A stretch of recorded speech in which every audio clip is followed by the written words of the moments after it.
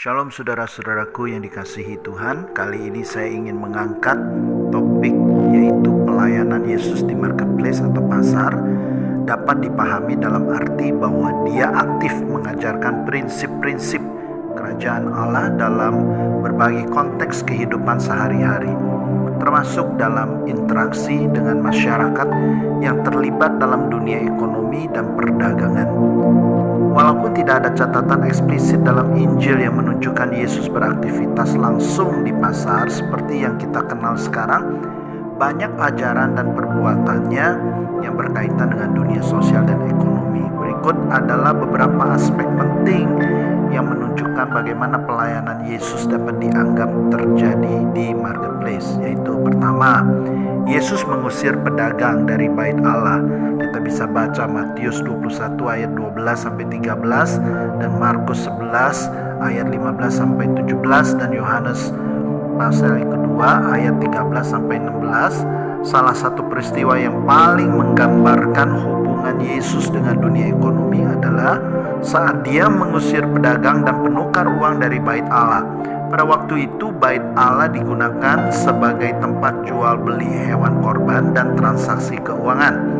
Yesus sangat marah karena tempat ibadah tersebut telah dipenuhi dengan aktivitas yang lebih berfokus pada keuntungan material daripada ibadah.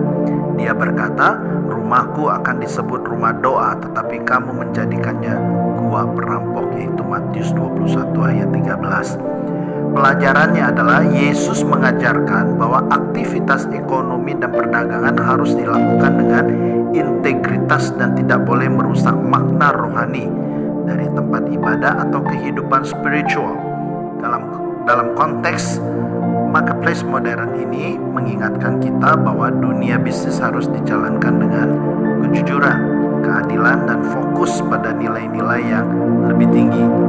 Yang kedua, Yesus berinteraksi dengan orang-orang yang terlibat dalam dunia ekonomi, yaitu Lukas 19 ayat 1 sampai 10, yaitu Zakheus. Salah satu contoh signifikan adalah pertemuan Yesus dengan Zakheus, seorang pemungut cukai yang kaya. Pemungut cukai dianggap sebagai orang yang bekerja dalam dunia ekonomi, tetapi seringkali dipandang buruk karena sering menipu orang untuk keuntungan pribadi. Yesus memilih untuk mengunjungi rumah Zakheus yang mengarah pada pertobatan dan perubahan hidup bagi Zakheus.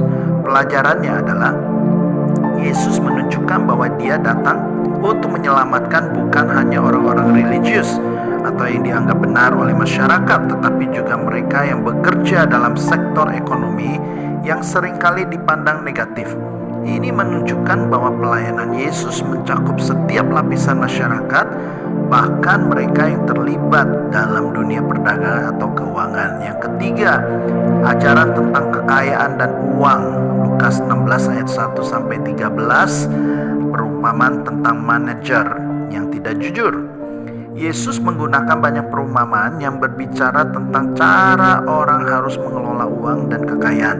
Salah satu perumpamaan terkenal adalah tentang manajer yang tidak jujur, yaitu Lukas 16 ayat 1 sampai 13, yang meskipun berbuat curang dipuji karena kebijaksananya dalam mengelola kekayaan. Perumpamaan ini mengajarkan bahwa orang harus bijak dalam menggunakan sumber daya duniawi, tetapi dengan integritas dan dalam cara yang mengarah pada hidup yang kekal. Pelajarannya adalah Yesus mengajarkan bahwa pengelolaan uang dan kekayaan harus dilakukan dengan bijaksana, tetapi juga dengan tujuan untuk pelayanan kepada Tuhan dan sesama. Dalam konteks marketplace, ini berarti bahwa kita harus mengelola sumber daya ekonomi untuk tujuan yang lebih besar dari sekedar keuntungan pribadi, yaitu untuk kebaikan bersama dan memperluas kerajaan Allah. Yang keempat, Yesus memberi makan orang banyak, yaitu di Matius 14 ayat 13 sampai 21 dan Yohanes 6 ayat 1 sampai 14. Salah satu mukjizat yang paling terkenal adalah ketika Yesus memberi makan 5.000 orang dengan 5 roti dan 2 ikan. Meskipun ini adalah mukjizat, Yesus memperhatikan kebutuhan fisik orang banyak, termasuk kebutuhan dasar mereka seperti makanan. Ini menunjukkan kepeduliannya terhadap kesejahteraan manusia, terutama dalam konteks kebutuhan ekonomi dan dan fisik. Pelajarannya yaitu Yesus menunjukkan bahwa pelayanannya tidak hanya mengenai aspek rohani, tetapi juga perhatian terhadap kebutuhan praktis orang-orang dalam kehidupan sehari-hari mereka dalam konteks marketplace. Ini mengingatkan kita bahwa pelayanan kepada sesama mencakup perhatian terhadap kesejahteraan ekonomi mereka. Yang kelima, Yesus mengajar di tempat-tempat umum, yaitu Markus 2 ayat 13 dan Lukas 19 ayat ke-47. Yesus sering mengajarkan di tempat-tempat yang dekat dengan kehidupan sehari-hari orang banyak, seperti di pasar, di rumah orang, atau di tempat-tempat umum lainnya. Dia berbicara kepada orang-orang dari berbagai lapisan masyarakat, mengajarkan tentang kerajaan Allah dan bagaimana mereka harus hidup. Misalnya, Yesus berbicara tentang kerajaan Allah dengan menggunakan metafora yang sangat relevan dengan kehidupan sehari-hari, seperti perumpamaan tentang biji sesawi Markus 4 ayat 30-32 yang menggambarkan pertumbuhan kerajaan Allah yang tampak kecil tetapi dapat mengubah dunia.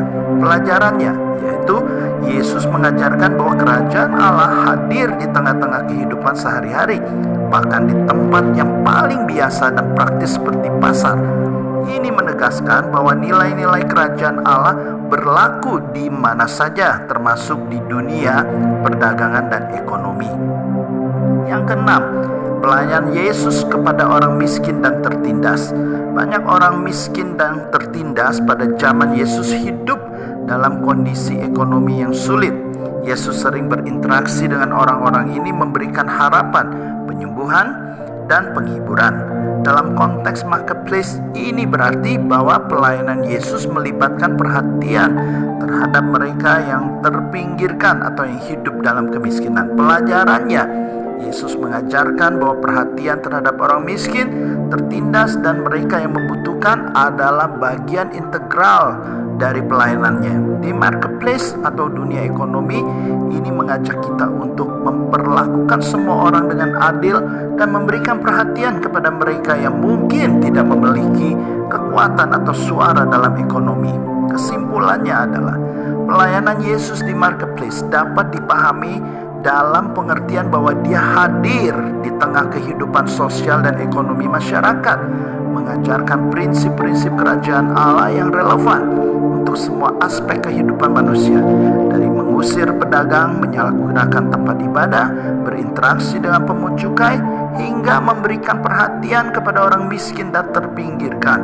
Yesus menunjukkan bahwa nilai-nilai kerajaan Allah harus diterapkan dalam setiap aspek kehidupan, termasuk di dunia ekonomi, di bisnis. Pelayanannya mengajarkan kita untuk mengelola uang dan kekayaan dengan integritas, memperlakukan orang lain dengan kasih dan keadilan, dan menjaga keseimbangan antara dunia material dan spiritual dalam setiap interaksi kita di marketplace kehidupan. Oleh sebab itu, saudara-saudaraku yang dikasihi Tuhan, pelayanan kita sehari-hari adalah pelayanan yang kita mau ikut, seperti pelayanan Yesus di marketplace yang tadi sudah saya bahas. Kiranya Tuhan memberkati kita semua. Amin.